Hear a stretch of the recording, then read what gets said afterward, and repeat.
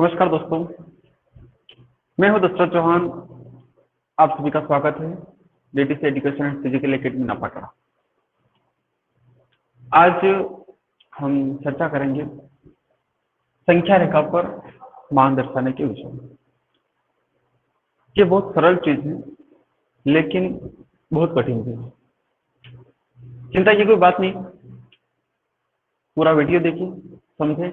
बहुत आसान तरीके से समझाने की पूरी कोशिश करूंगा। इसके अंतर्गत अपन बहुत सारी चीजें सीखेंगे लेकिन पूरा समझने के बाद में ही समझना आएगा। ये कक्षा 9वीं से ही स्टार्ट है, उससे पहले भी है लेकिन कक्षा 9वीं से सिलेबस में है और हर जगह काम का है, काम आता है। लेकिन बात यह है कि हम कंफ्यूज होते हैं।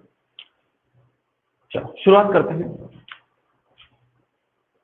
सामने एक रेखा है जिसे सेंटर में अपना केंद्र बिंदु O है। जब हम इस दिशा की तरफ जाते हैं तो एक तरफ इसका जो सिरा होता है वो ऋण सिरा होता है, माइनस में होता है, और दूसरी तरफ जब हम जाते हैं तो ये सिरा होता है धन सिरा, यानी कि प्लस की ओर। यानी कि यहाँ पर मैं बता देता हूँ कि केंद्र बिंदु O है, यहाँ से इस तरफ चलते हैं तो -1, -2, -3, -4 ऐसे चलते चलते चलते अनंत, यानी कि कोई सीमा नहीं। यहाँ से अगर आप इस तरफ के अगर देखते हैं तो +1, +2, +3, +4 अनंत। अब यहाँ पर हम सबसे छोटी बात से चर्चा करते हैं कि माइनस और प्लस की तुलना की जाए तो माइनस का मान जो होता है वो होता है छोटा, प्लस का मान जो होता है वो होता है बड़ा। क्लियर? ध्यान से समझना। माइनस का जो मान होता है वो होता है छोटा, प्लस का जो मान होता है वो होता है बड़ा।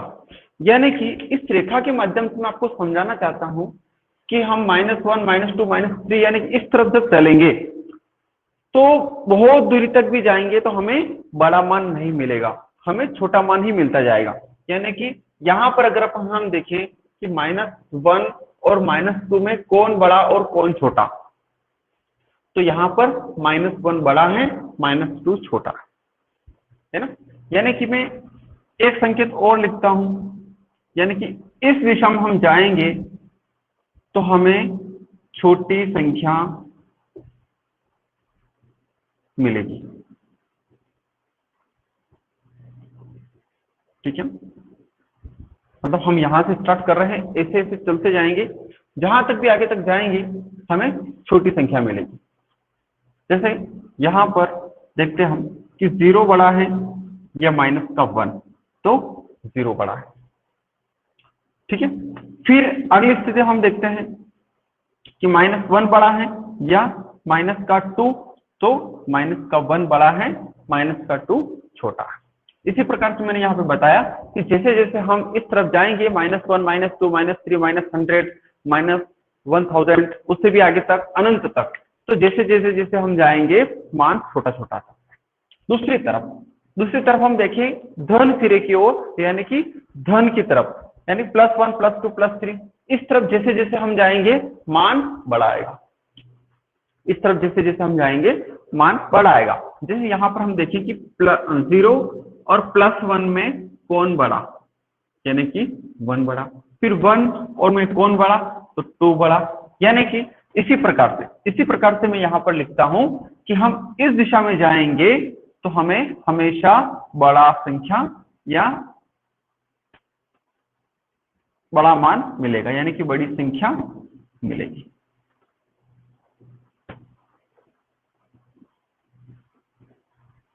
ठीक है, यानी कि यह हमारा केंद्र बिंदु था। यहाँ से मान लीजिए यहाँ से हमारा केंद्र बिंदु है, हम यहाँ से इस तरफ जा रहे हैं तो हमें हमेशा छोटी संख्या मिल रही है। यहाँ से हम इस तरफ आ रहे हैं, यहाँ से हम इस तरफ आ रहे हैं तो हमें हमेशा बड़ी संख्या मिल रही है ना। यानी कि उदाहरण के लिए समझते हैं कि 0 और 1 में कौन बड़ा, तो 1 बड़ा, क्योंकि 1 प्लस का है और हमेशा बड़ा होता है। फिर यहाँ पर अगर अपन बात करें कि 1 और 100 में कौन बड़ा, तो 100 बड़ा।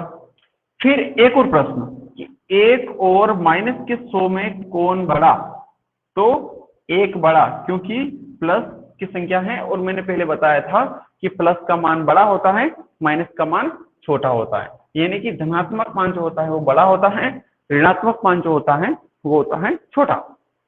ठीक है, ये सारी चीजें मेरे हिसाब से क्लियर समझ में आ गई होगी। एक दो उदाहरण और समझते हैं। यहाँ पर समझने वाली बात है स्पष्ट रूप से कि हम ऋण की दिशा में जाएंगे, जैसे जैसे जाएंगे मान छोटा आता जाएगा, और यहाँ से इस तरफ समझने वाली बात है कि हम इस दिशा में जैसे जैसे जाएंगे मान बड़ा होता जाएगा, मान बड़ा मिलेगा। ठीक है, तो हमारे पास कुछ सवाल हैं, हम अपने हिसाब से छोटे छोटे सवाल बनाते हैं कि बड़ा कौन है छोटा कौन है। यानी कि यहाँ पर है एक तरफ 0 एक तरफ -1, तो यहाँ पर 0 बड़ा है। फिर क्यों बड़ा है 0, इसके ऊपर भी थोड़ी डिस्कस कर लेते हैं।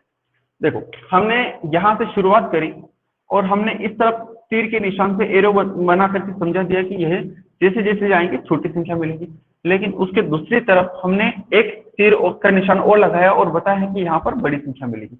यानी कि हम चाहे यहाँ से शुरुआत करें, चाहे यहाँ से शुरुआत करें, चाहे यहाँ से शुरुआत करें, चाहे यहाँ से कहीं से भी करेंगे, हम अगर इस दिशा में जाएंगे, है ना, मान लीजिए इस तीर के निशान को हम यहाँ से भी अगर शुरू करते हैं तो इस दिशा की तरफ अगर अपन बढ़ेंगे तो हमेशा बड़ा मान मिलेगा।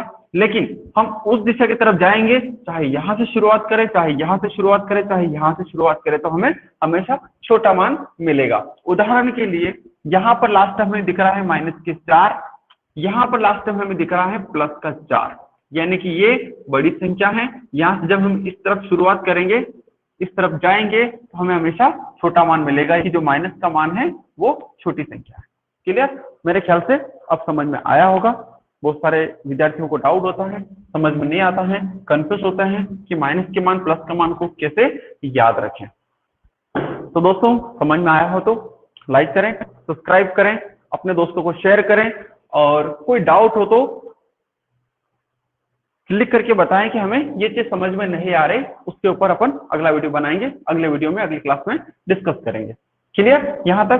तो मैंने एक उदाहरण लिया कि 0 और -1 में कौन बड़ा, तो 0 बड़ा, -1 छोटा। यानी कि ये जो मुंह खुला होता है ये बड़ा, जो मुंह खुला होता है, यानी जिस मान की तरफ इस निशान का जो मुंह खुला होता है उसको बड़ा माना जाता है, जिस तरफ मुंह बंद होता है उसको छोटा माना जाता है। ये छोटी सी समझने वाली बात है। क्लियर? फिर आगे चलते हैं। 10 और 20 में कौन बड़ा कौन छोटा, यानी कि क्लियर दिख रहा है कि दोनों मान प्लस के हैं। कभी कभी मान धनात्मक मान जो होते हैं वो हमेशा धन चिन्ह शो नहीं होता है, होता भी है, दोनों प्रकार की बात होती है। तो एक तरफ प्लस का मान, सॉरी दोनों तरफ प्लस का मान, लेकिन एक तरफ 10 एक तरफ 20, तो क्लियर बात है कि यहाँ से हम जब चलेंगे तो पहले 10 आएगा फिर 20 आएगा।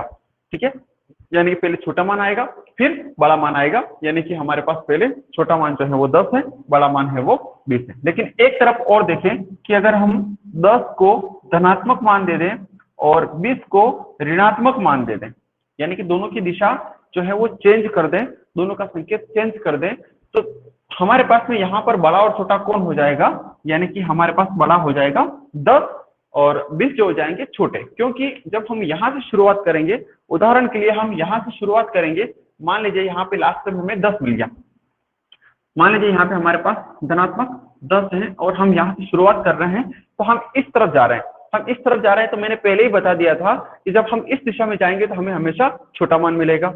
और -20 कहाँ मिलेंगे, -4 आया, -5, 6, 7, 8, 10, 12, 15 और उसके बाद 20 मिलेगा, यानी कि माइनस का जो 20 है वो छोटा मान। फिर अगली दिशा में हम जाएंगे, एक तरफ ले लेते हैं -1 और एक तरफ ले लेते हैं 100। इन दोनों बड़ा कौन है छोटा कौन है, तो क्लियर बात है कि 100 बड़ा है।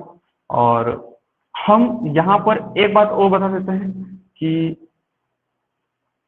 जो 1 है इसको हम प्लस का मान दे दें और 100 को अगर ऋणात्मक मान दे दें, तो फिर बड़ा कौन और छोटा कौन हो जाएगा, यानी कि 1 जो है वो बड़ा हो जाएगा, 100 छोटा हो जाएगा।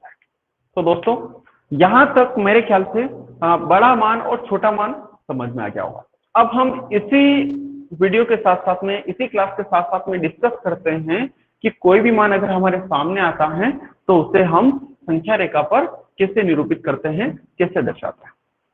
दोस्तों ये बहुत महत्वपूर्ण जानकारी है, इसको लाइक करें, कमेंट करें और सब्सक्राइब करें, अपने दोस्तों को शेयर करें। और मैं तो यही कहूंगा कि आप अपनी कॉपी में एक नोट्स बना लें ताकि ये चीजें तुम्हारे पास सेव रहें, आने वाले समय में आप लोग इसको सीख सको, समझ सको, क्योंकि हर जगह इन छोटी छोटी चीजों की जरूरत पड़ती है।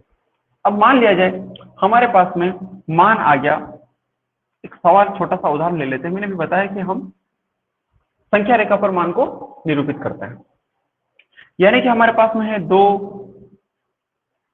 1/2, -5/2, -10/2, ये 4 सवाल हम लेते हैं। ठीक है, इन चारों सवालों को हम इस रेखा पर यानी संख्या रेखा पर निरूपित करना है। देखो यहाँ पर दोनों मान प्लस के दिख रहे हैं, जो प्लस लिखा हुआ नहीं है लेकिन फिर भी हैं। यहाँ पर दोनों मान प्लस के हैं, यहाँ पर दोनों मान माइनस के। 4 सवाल है। प्रश्न इस प्रकार से पूछा जाता है परीक्षा में कि +2 को संख्या रेखा पर निरूपित कीजिए, +1/2 को संख्या रेखा पर निरूपित कीजिए, फिर -5/2 को संख्या रेखा पर निरूपित कीजिए, -10/2 को संख्या रेखा पर निरूपित कीजिए।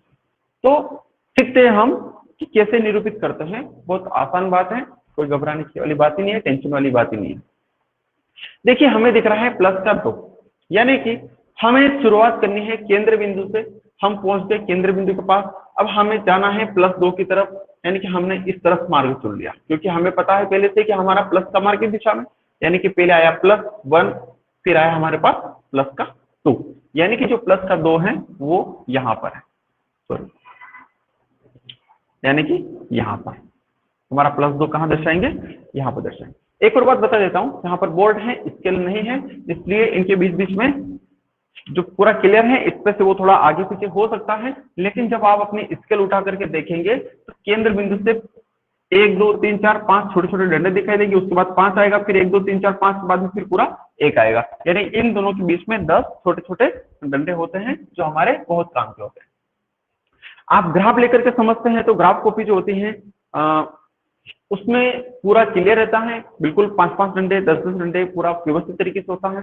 आप उसका सेंटर बिंदु में केंद्र बिंदु बना करके उसमें सारी चीजें दर्शा सकते हैं, वहां से आपको आसानी हो सकती है। ठीक है, अब हमारे पास में आया है प्लस का 1/2। अब हमें इस बोर्ड पे 1/2 यानी कि इस स्केल पर 1/2 तो कहीं से कहीं तक नहीं दिख रहा है, लेकिन हमें भाग आता है। हमें क्या आता है, भाग आता है। हम क्या करेंगे, इस 1/2 को भाग देकर के थोड़ा सरल करेंगे, फिर निरूपित करेंगे, यानी कि 1 में जब हम 2 का भाग देंगे तो नहीं जाएगा।